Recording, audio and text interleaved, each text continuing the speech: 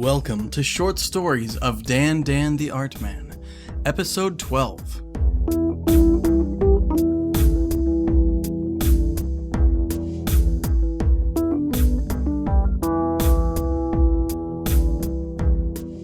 This story was written for a weekly flash fiction challenge Chuck Wendig runs on his website, terribleminds.com. This time around, the rules were keep it around 1,000 words, and use a dice or random number generator to pick from a list of 20 different settings. My random number was 12, the New York City subways. My story ended up at 961 words. And now, The Staring Stranger.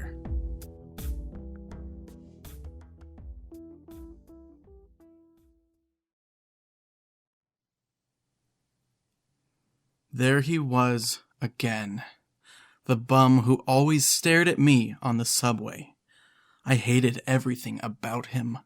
His white hair tucked behind a purple bandana, his ratty black tank top hiding none of his Rambo physique, his stonewashed denim cutoffs that were much too short for anyone's comfort, and his bare feet with their too long toenails tap dancing around on the dirty black floor. Every time I looked at him, he was staring right back, like he had been waiting all day just to lock peepers with me. I turned my back to him, but I could feel his eyes, like Cyclops or Superman, shooting a hot red laser into the back of my skull. It made me itch. I waited for a long time, hoping he would get off before my stop, but he never did. No matter what time I was riding or what stop I got off at, he was right there behind me, following me out. I looked over my shoulder for a brief second to see his unmoving eyes looking right into mine. It sent a chill straight through me. I faced forward and shivered despite the warm subway car. I felt the subway slowing.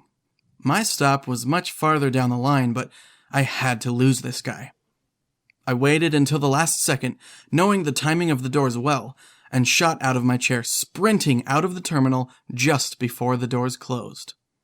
I looked at the spot the bum had been sitting. He wasn't there. I looked behind me, but did not see him. I looked to my left, and there he was, just settling down on a bench. It was the first time I had seen him without his eyes, staring right back into mine. I darted to a column and edged behind it out of view. As far as I knew, he had not seen me, and now would not know where I was. I waited for the next subway, trying to be patient, but I couldn't help it. I leaned over the least amount possible to catch a glimpse and see if he was still on the bench. He was, staring right back at me. How could he possibly know where to look, to pierce me like that with his gaze? I tried looking at him from the other side of the column. Again, his face was locked in place, directing his vision right to me. I slid back out of sight. The subway came to the stop, and again, I waited until the last moment and sprinted inside. The doors shut just as I got both feet in. I looked out the window and saw that he had left the bench, but I didn't see him anywhere in the car. I found a seat. Before long, the itch was there again. I didn't want to look, but I had to. Sure enough, he was there, staring me down, this time his eyes so wide that I wondered if he was in some sort of pain or something, his ugly feet tapping away as if he was in the best of moods just riding along in the subway, while his bulbous eyes were aimed at me like a rifle. I didn't look at him again. I just waited. Once the next stop came, I jumped up and flew out the door. Just before it closed, I jumped back inside. I looked and saw the bum outside of the subway car. Finally, I had won. Finally, I could sit in peace until my stop came. I found a seat and sank into it, letting out a deep breath. I had almost fallen asleep when I felt his eyes on me again. I looked up. my eyes jumping around the subway car. There he was, sitting in the seats across from me at the other end. I'd had it. If he wanted to play games, I could play games. I stood up and found an empty seat directly across from his. His gaze followed me with every step. I sat down and stared right back at him. I already knew everyone else in the car was staring at us too, so I gave up all worries of being embarrassed. In a booming voice, I did my best impression of Will Ferrell as Robert Goulet in a Saturday Night Live skit and yelled at him. "Look at you. You're hungry. You don't even blink, do you? Quick, staring contest. Me and you, now." We stared at each other.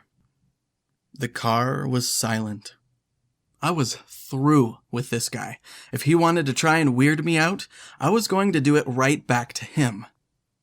I opened my eyes as wide as I could and leaned in towards him with the maddest grin I could spread across my face. Then I blinked. "You win. You always do. That's why I come up here. Nature! Goulet." Everyone went from looking at the two of us to looking at him. I had won. Now all eyes were on him. Every passenger was giving it right back, staring him down as he had done to me so many times. To my great surprise, the man's face flushed red and he blinked. The subway slowed. For the first time, he looked away from me at all the others. He shrunk back in his chair. The doors opened. He glanced at me one more time with an angry frown, and then ran out of the subway car. The familiar ding-dong sounded, and the doors closed. For the first time, I rode the rest of the way home in peace. The end. Hey guys, this is Dan, and wow, between my dog barking and other various sounds from, I think, the dryer or the washing machine downstairs, I managed to get this really short little flash fiction story recorded. Oh man, this one was a lot of fun, just kind of a really different story. It was totally inspired by when I used to ride the bus from up around University of Washington in Seattle to downtown Seattle, where I went to the Art Institute of Seattle for school, and I had some crazy fellow passengers on that bus ride. Most people were just like me, going to work or going to school. Oh, you can hear my dog. But yeah, one guy told me he was going to commit suicide that night, and I could really smell a bunch of weed and alcohol in his breath, and he asked me if I liked rock and roll, and so he started to beatbox and mouth and sing the guitar parts to his band's songs.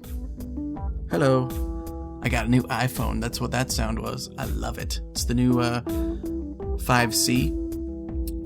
I've had Blackberries for the last 5 years. I loved the physical keyboard and used it a bunch for writing. There's my dog again. But I really like this iPhone. It's great for just about everything. So many apps, so much I can get done with it. And I digress. Another time, some guy was like, "Hey man, can I buy your pee from you?" Apparently he had to take a test for a job that he was trying to acquire, and I was like, I got to get to class, so no. Anyways, I don't know, this story just kind of came from that, and I just... Also, there were a lot of people asking me for money on the way to, on my walk from the bus stop about 15 blocks to school, and just around the university district. Lots of crazy people. And some were just so high or whatever that they were just so weirded out when they would try and contact with me. Sometimes I would try and weird them out. So that's where I got that idea. Anyways, I'll wrap this up. Thank you guys for listening. I'm going to keep working on my novella. Just got some notes back from a friend, and it's really going to help me make it a whole lot better. But I won't go on and on about that like I usually do. I'll just let you go and say thank you so much for listening. Have a good one. This podcast is licensed under a Creative Commons Attribution Non-Commercial No Derivative Works 3.0 International License.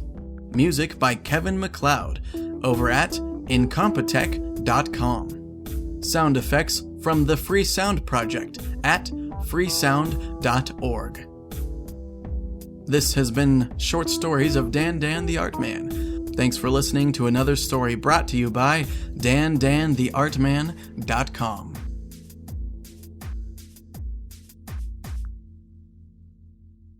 Goulet.